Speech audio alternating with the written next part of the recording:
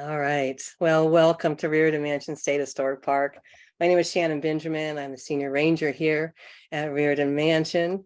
And I was inspired to compile and share this presentation with you by Flagstaff's Festival of Science, which takes place every September here in our beautiful town of Flagstaff. There's those beautiful San Francisco peaks.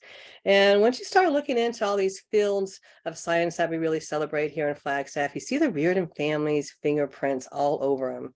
And, this presentation really builds on so much work and research that has been done by other Riordan staff over the years. So I just really wanted to compile it and record it and have it all in one place, easy to access. But a special shout out to the amazing Kathy Fereta for all of the work that she's done on research and for her work with Flagstaff's Festival of Science, which she's been very involved with. And that was inspired in part by the Riordans and their early interest in science here in our town. So I am first going to set the stage, and then we're going to take a closer look at the Riordan family's contribution to Northern Arizona science in fields of biology, archaeology, geology, and astronomy. The Riordan family were community builders that were especially interested in fostering science in Flagstaff because it provided educational opportunities for the town. It helped provide a diverse economy and made Flagstaff an attractive destination. And these are just a small handful of some of the many wonderful science journals that you can still find in the Riordan Library here at the mansion today. So the Atlantic and Pacific Railroad came through Flagstaff in August of 1882. There was not much of a town here. It was just meant to be a temporary water stop. And most of the people here were actually building those railroad tracks, or it was people here that were selling supplies or services to those workers. And this is our little Wild West town of Flagstaff back in 1883. This is Old Town back at the base of Mars Hill. Now, Flagstaff is located in the middle of the largest Ponderosa pine forest in the whole world. And this is a photo here up top of Fisher Point, looking over this vast Ponderosa pine forest towards Woody Mountain Road. And this made Flagstaff a great location for a lumber company. And this is a historic photo from our archives here, and a wonderful quote by the Flagstaff historian Platt Klein. If Flagstaff was followed by the railroad, then its mother was the lumber industry. Now, the southern branch of the Transcontinental Railroad, the Atlantic and Pacific, was headed west, and it needed a lot of wood for all those railroad ties. So Chicago businessman Edward Eyre, he was familiar with this vast forest, saw the opportunity, the potential, and decided to begin operating his Eyre lumber mill the same year that the Atlantic and Pacific Railroad came through Arizona. Once this rail line is completed, we've now opened up this vast forest to send lumber products all across the United States. So the oldest of three Irish American brothers from Chicago, Matt Riordan, he began working for Ed Eyre as general manager in 1884, 2 years after the train came through Flagstaff. Matt encourages his two younger brothers, Mike and Tim, to join him out here in Flagstaff. Matt soon purchases the lumber mill from Eyre. Eyre's back in Chicago. He's got other things going on. He needs some boots on the ground taking over the lumber mill here. So one of Matt's younger brothers, Tim, comes out, and he meets the lovely Caroline Metz, who had come out to visit her cousin, the Babbitts, another very well-known early Flagstaff family. They got introduced, they fell in love, and they were married in January of 1889. And this is the small house that Tim built by the lumber mill for his new bride. Now, the following year, Tim and Caroline, after their marriage, their first child, Mary, was born. So Caroline's mother and her younger sister, Elizabeth, came out to visit. In early May, Mike was sent out to the train station to meet them. By the end of the summer, Michael and Elizabeth were engaged. Mike and Elizabeth built their first home right next to Tim and Caroline. Tim and Michael purchased a lumber mill from Matt. Matt Reardon goes off to California. He becomes a successful mining consultant. Meanwhile, the mill continues to grow, becoming one of the largest west of the Mississippi, and it was the largest employer in Flagstaff for decades. So the Riordans, they were the largest employer in town, and they welcomed the responsibilities of leadership in their growing town. They work with other leading citizens to create a community, and they use their financial assets to make investments in infrastructure such as water, electricity, churches, libraries, hospitals, schools, including the Teachers College, which has now grown to become Northern Arizona University. The brothers helped grow a climate that was conducive to science and learning, including the first scientific research facility established in Flagstaff, Lowell Observatory. So back in 1894, A.E. Douglas stayed at Matt Riordan's house by searching for a location for Percival Lowell's observatory. He was looking for a combination of qualities which would be suitable for telescope viewing. He needed a high elevation, which would limit atmospheric interference and distance from cities with their smoggy skies. The Riordan brothers helped convince community leaders that the observatory would be a great asset to the community and gathered together leading citizens who offered Lowell 10 to 15 acres of his choosing for the sum of $1 and a road from the train station up to the observatory on Mars Hill. The establishment of Lowell Observatory in 1894 generated a lot of excitement among Flagstaff citizens. And we have here the Clark Dome for that beautiful historic telescope. And off to the side, this is the Pluto telescope where planet Pluto was discovered.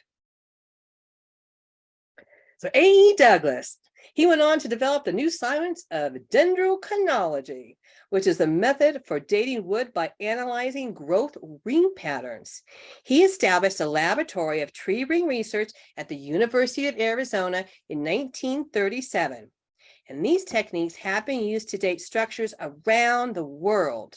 He acquired many of his first cross sections from the Arizona Lumber and Timber Company, courtesy of Tim Riordan. And this is a beautiful example of one of those cross sections, also called a tree cookie. And in his first book, Climatic Cycles and Tree Growth, Volume 1, was published in 1919 by Carnegie Institution of Washington. A copy of this book was sent to Tim Riordan, and this book still sits in the library along with a thank you note from A.E. Douglas to Tim for his help in this early research. So Lowell Observatory is still a very active research institution today. From the discovery of Pluto, the expanding universe, the first lunar maps, the Discovery Telescope, the recent DART project, and much, much more. John Wesley Powell. I love this historic photo. This is John Wesley Powell, actually on lumber mill property right here in Flagstaff, Arizona. And back in 1869, Powell led the first chronicled expedition down the Colorado River and through the Grand Canyon. This was a 3-month-long scientific adventure. Powell returned to northern Arizona numerous times, revisiting the Grand Canyon, exploring other geological features in northern Arizona, and documenting the area's native cultures. And while in Flagstaff, he often stayed with the Riordan brothers. Powell's impact on the development of science in northern Arizona was profound. Another wonderful historic photo here. We've got Powell with the top hat back in the back. We also have Matt and Tim and Elizabeth and Tim and Elizabeth's, Tim and Caroline's youngest daughter, Mary there. Love this photo. So Powell studied and named many geological features in the area, including Sunset Crater, saying, "The contrast in the colors is so great that on viewing the mountain from a distance, the red cinders seem to be on fire." He also studied regional water resources, warning government officials about the scarcity of water in the West, and was the founder of the U.S. Geological Survey and the U.S. Bureau of Ethnology. So Michael Riordan worked alongside Powell at Walnut Canyon. Quote from 1885, "Major Powell is examining the dwellings and making photographs of the canyons. I spent a day at the ruins with the major and gained some very valuable information regarding them from him." Michael also worked with anthropologist Victor Mendeloff. A quote from the Arizona Champion in September of 1887. "M.J. Riordan, brother of the president of the Arizona Lumber Company, has gone out for the winter with Victor Mendeloff of the Smithsonian Institute. They went north to the Grand Canyon. From there, they would go to the Zuni country and then to explore the relics of southern Arizona. Mr. Riordan is a young man of rare intellectual ability and will prove an able associate of the distinguished man he is traveling with." They had great curiosity for the country and the cultures here in Arizona and in the Northwest, in the Southwest. Miriam and life zones. So in 1890, Matt Riordan was back east on business and met Sweetheart Miriam. He was headed west to do research on what would lead to his life zones theory. Miriam believed temperature extremes influence the geographic distribution of species. He called these geographic separations life zones. He wanted to use the elevation changes of the San Francisco peaks to study the area.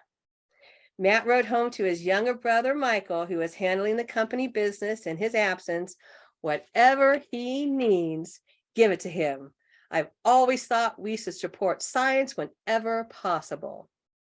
Miriam spent 2 months on this study, from the depths of the Grand Canyon and the deserts to the east of Flagstaff to the top of the San Francisco peaks.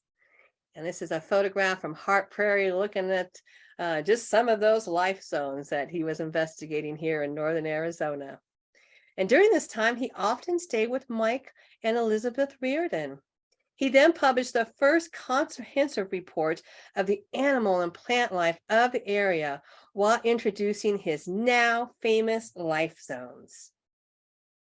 This groundbreaking work led to the eventual establishment of facilities such as the nation's first forest experimental station and a high-altitude horticultural research center now known as the Arboretum at Flagstaff, which later became, and I should say this is still a very active research station today. It's located seasonally, and definitely encourage you to visit that if you're here visiting and learning about all the amazing research they're doing all over the Southwest, still at the Arboretum at Flagstaff today.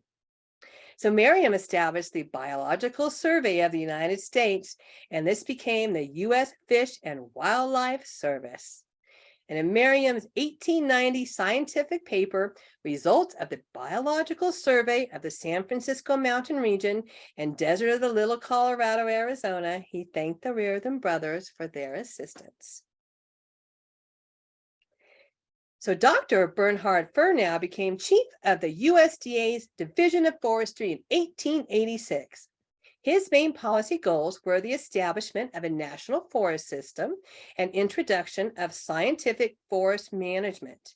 He produced many scientific reports by working towards the creation of national forests to protect watersheds.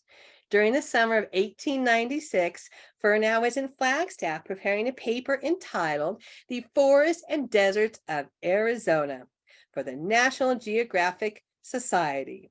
While visiting with Michael Riordan, they discussed the lumber business and forest conservation, which might seem at odds, but not so much for the Riordans. And this is from our collection here, the copy of this magazine here in the archives at Riordan Mansion. So back in 1893, Matt wrote a letter to the territorial governor, which was quoted in his report to the Secretary of the Interior.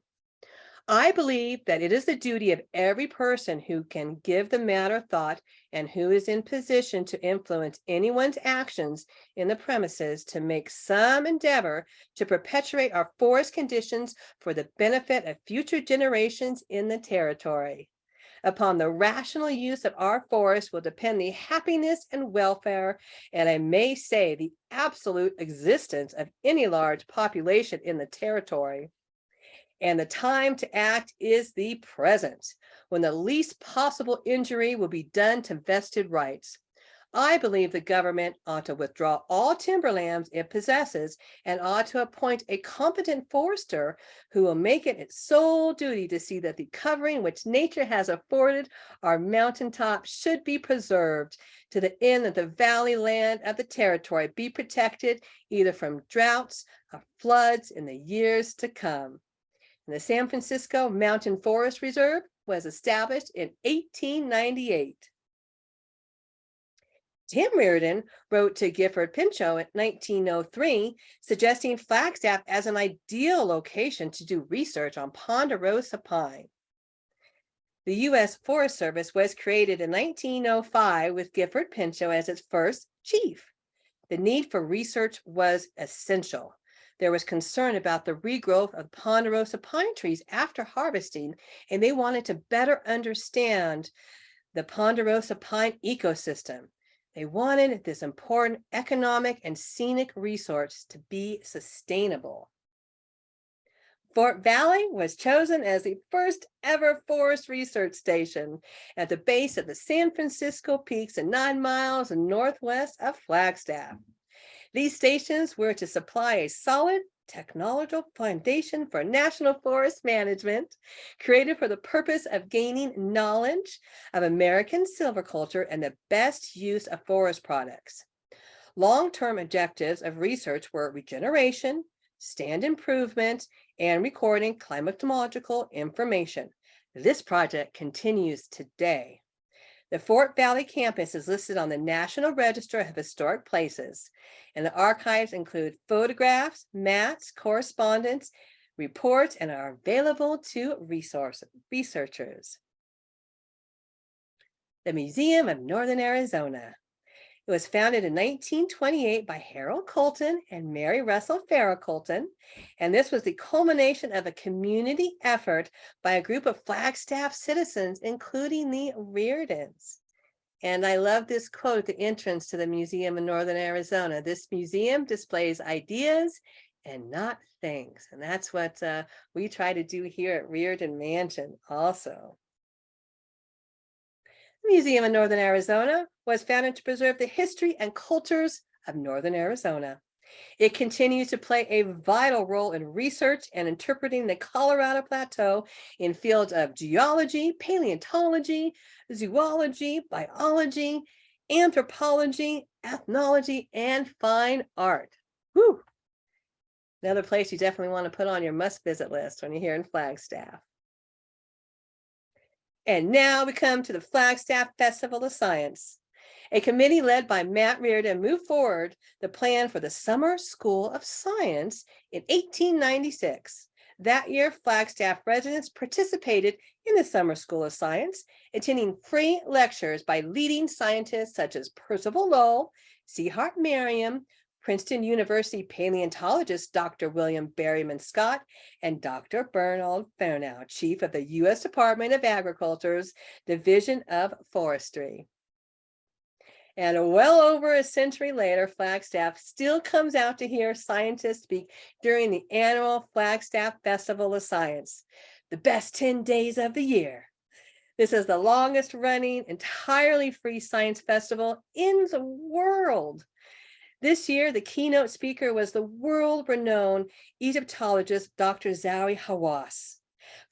Riordan's impact on science and community here in Flagstaff continues to this day. So where does Riordan Mansion come into the story? So here at Riordan Mansion State Historic Park, we tell the story of two brothers, married two sisters, and raised their families here. They worked hard to build a sustainable community here in Flagstaff. And by 1903, both of these families had grown.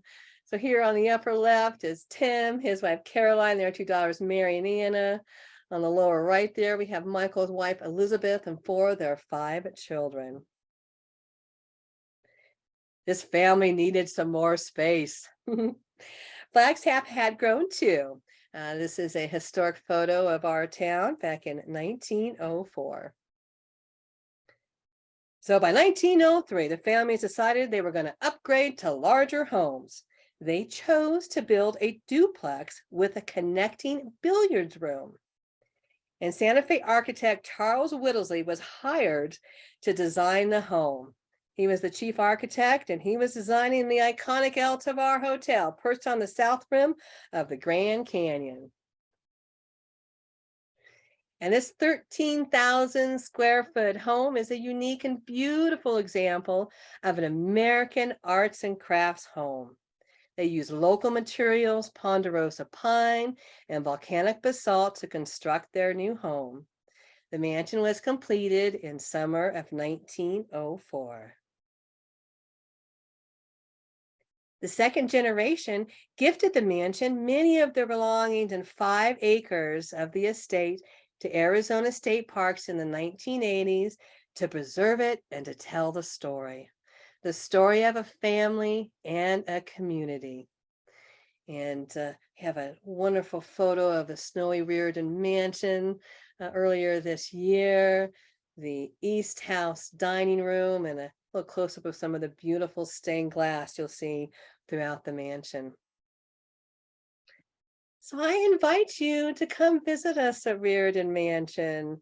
Take a step back into time to Flagstaff 1904, walk in the family's footsteps and learn more about the impact of this interesting and remarkable family.